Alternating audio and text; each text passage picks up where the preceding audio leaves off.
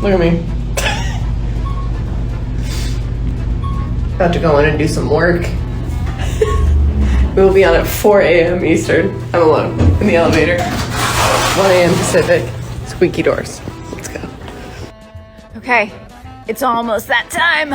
Paralympics Day 1. Say hello, Paralympian Lacey Henderson. Are we excited? I'm so excited. Beyond excited. Pumped. And it's not even 4 a.m. yet, and we have a lot of energy, so get on our level.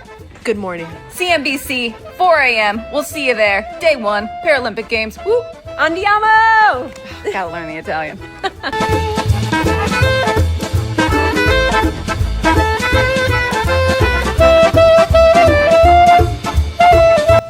Oh, me in bed before noon, but I'm on Italian time.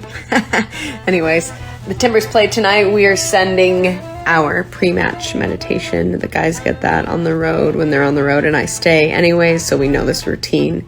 We wanted a glimpse of my day job as a mental performance coach. I will say, after reading words on a teleprompter and even ad-libbing for the majority of my day, reading another script and then doing it in Spanish, I do bilingual scripts, feels different than it normally does.